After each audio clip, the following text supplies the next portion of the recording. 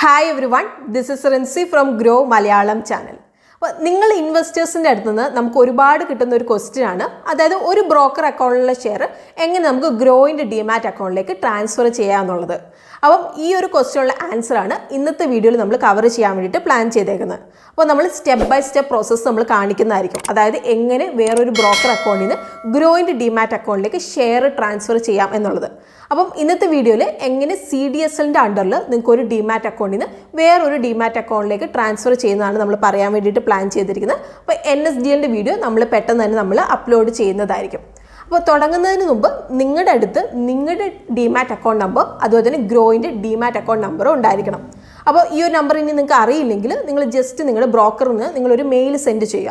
എന്നിട്ട് client master report അതായത് CMRൻ്റെ copy നിങ്ങൾ എടുക്കുക. അപ്പോൾ CMRൽ നിങ്ങളുടെ ഡിമാറ്റ് അക്കൗണ്ട് ഡീറ്റെയിൽസ് എല്ലാം ഉണ്ടാകും എന്നാണ്. സോ ഈ ഒരു നമ്പർ നിങ്ങൾക്ക് CMRൽ നിങ്ങൾക്ക് എടുക്കാം. ഇനി ഗ്രോ ആപ്പിലാണെങ്കിൽ നിങ്ങൾക്ക് അക്കൗണ്ട് ഡീറ്റെയിൽസ് സെക്ഷനിൽ പോവുകയാണെങ്കിൽ ഈ ഒരു നമ്പർ നിങ്ങൾക്ക് കിട്ടുന്നതായിരിക്കും. അപ്പോൾ നിങ്ങൾ ഷെയർ ട്രാൻസ്ഫർ സ്റ്റാർട്ട് ചെയ്യുന്നതിന് മുമ്പ് CDSLൻ്റെ പോർട്ടൽ നെയിംഡ് ECSൽ നിങ്ങൾ രജിസ്റ്റർ ചെയ്യണം. അപ്പോൾ അവിടുന്ന് മാത്രമേ നിങ്ങൾക്ക് ഷെയർ ട്രാൻസ്ഫർ റിക്വസ്റ്റ് ചെയ്യാൻ വേണ്ടിയിട്ട് സാധിക്കുള്ളൂ. അപ്പോൾ നമുക്ക് ഫസ്റ്റ് നോക്കാം എങ്ങനെയാണ് നമുക്ക് ECS പോർട്ടൽ ഒരു അക്കൗണ്ട് ക്രിയേറ്റ് ചെയ്യാമെന്നുള്ളത്.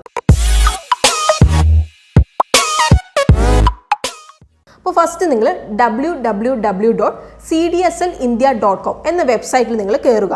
എന്നിട്ട് ന്യൂ സിസ്റ്റം മൈ ECയിൽ നിങ്ങൾ ക്ലിക്ക് ചെയ്യുക.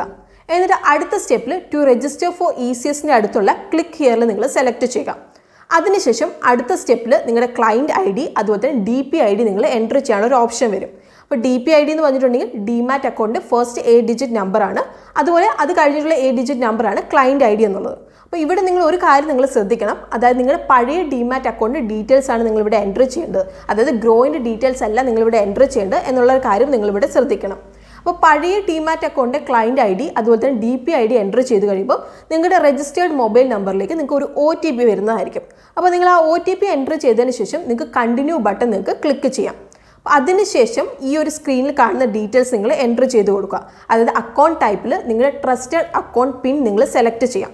അപ്പോൾ അതിനുശേഷം ഇങ്ങനൊരു സ്ക്രീൻ നിങ്ങൾക്ക് കാണാം. അപ്പോൾ ഇവിടെ നിങ്ങളുടെ ട്രസ്റ്റഡ് അക്കൗണ്ട് ഡീറ്റെയിൽസ് നിങ്ങൾ എൻ്റർ ചെയ്ത് കൊടുക്കണം. അപ്പോൾ ട്രസ്റ്റഡ് അക്കൗണ്ട് ഡീറ്റെയിൽസ് വന്നിട്ടുണ്ടെങ്കിൽ പുതിയ ബ്രോക്കറിൻ്റെ ഡീറ്റെയിൽസ്, അതായത് നിങ്ങൾ ഷെയർ ട്രാൻസ്ഫർ ചെയ്യാൻ താല്പര്യപ്പെടുന്ന പുതിയ ബ്രോക്കറിൻ്റെ ഡീറ്റെയിൽസ്. അപ്പോൾ നിങ്ങൾ ഗ്രോയിൻ്റെ ഡിമാറ്റ് അക്കൗണ്ടിലേക്ക് ഷെയർ ട്രാൻസ്ഫർ ചെയ്യുന്നതുകൊണ്ട് തന്നെ നിങ്ങളിവിടെ എൻ്റർ ചെയ്ത് കൊടുക്കേണ്ട ഡീറ്റെയിൽസ് ഗ്രോയിൻ്റെ ഡിമാറ്റ് അക്കൗണ്ട് ഡീറ്റെയിൽസ് ആണ്.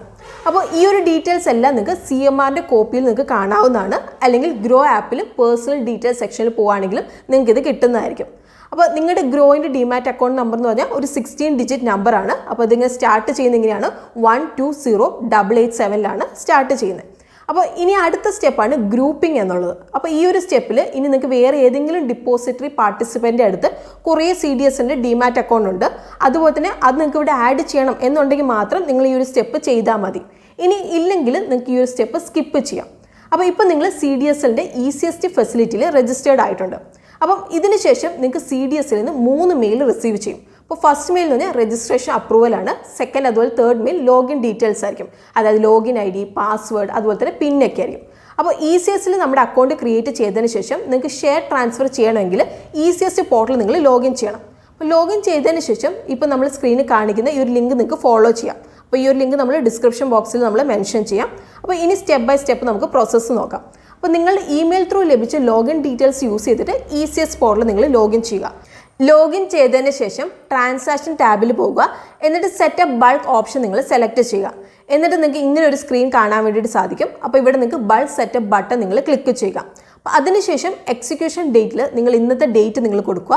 അതുപോലെ തന്നെ കൗണ്ടർ BOID ഫീൽഡിൽ ഗ്രോയിൻ്റെ ഡിമാറ്റ് അക്കൗണ്ട് നമ്പർ നിങ്ങൾ സെലക്ട് ചെയ്യുക. ഇനി നിങ്ങൾക്ക് exchange ID, counter party exchange ID, market type, counter party market type, settlement ID അതുപോലെ തന്നെ കൗണ്ടർ സെറ്റിൽമെൻറ്റ് ID ഇതൊന്നും നിങ്ങൾ ഫില്ല് ചെയ്യേണ്ട ആവശ്യമില്ല. അപ്പോൾ ഇതിന് ശേഷം നിങ്ങൾക്ക് പ്ലസ് ഐക്കൺ നിങ്ങൾക്ക് ക്ലിക്ക് ചെയ്യാം.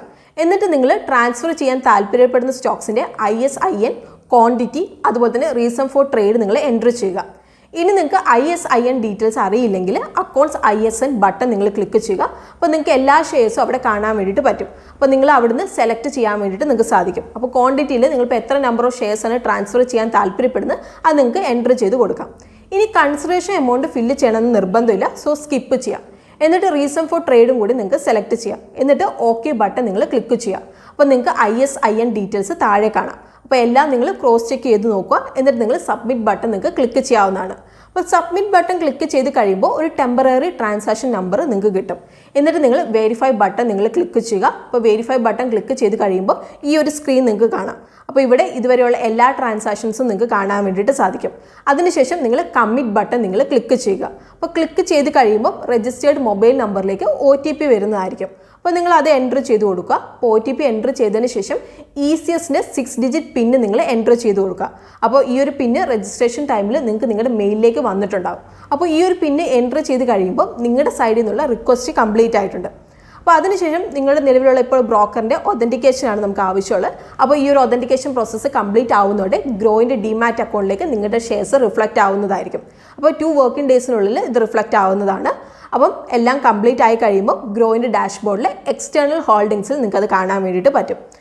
അപ്പോൾ ഇങ്ങനെ നിങ്ങൾക്ക് ഈസി ആയിട്ട് ഏതൊരു ഡിമാറ്റ് അക്കൗണ്ടിൽ നിന്നും ഗ്രോയിൻ്റെ ഡിമാറ്റ് അക്കൗണ്ടിലേക്ക് ഷെയർസ് ഈസി ആയിട്ട് ട്രാൻസ്ഫർ ചെയ്യാവുന്നതേ ഉള്ളൂ. അപ്പം ഇത്രയാണ് ഇന്നത്തെ വീഡിയോ. അപ്പോൾ ഇന്നത്തെ വീഡിയോ ഹെൽപ്ഫുൾ ആയിട്ടുണ്ടെന്നാണ് നമ്മൾ വിചാരിക്കുന്നത്. അപ്പോൾ അങ്ങനെ ഹെൽപ്ഫുൾ ആയിട്ടുണ്ടെങ്കിൽ വീഡിയോ നിങ്ങൾ ലൈക്ക് ചെയ്യാൻ വേണ്ടിയിട്ട് ശ്രദ്ധിക്കണം. അതുപോലെ തന്നെ നിങ്ങൾ ഷെയർ ട്രാൻസ്ഫർ ചെയ്യാൻ നേരത്ത് നിങ്ങൾക്ക് എന്തെങ്കിലും ഡൗട്ട്സ് വരുന്നുണ്ടെങ്കിൽ അത് നിങ്ങൾക്ക് കമൻറ്റ് ബോക്സിൽ നിങ്ങൾക്ക് മെൻഷൻ ചെയ്യാവുന്നതാണ്. അതുപോലെ തന്നെ നമ്മുടെ ചാനലിൻ്റെ കോണ്ടന്റ് നിങ്ങൾക്ക് ഇഷ്ടമാവുന്നുണ്ടെങ്കിൽ ഗ്രോ മലയാളം എന്നൊരു ചാനൽ സബ്സ്ക്രൈബ് ചെയ്യാൻ വേണ്ടിയിട്ട് നിങ്ങൾ ശ്രദ്ധിക്കണം. അപ്പം നമുക്ക് ഇതുപോലുള്ള ഇൻട്രസ്റ്റിംഗ് കോണ്ടന്റ്സ് ആയിട്ട് വീണ്ടും കാണാം. അതുവരെ ടേക്ക് കെയർ, ബൈ.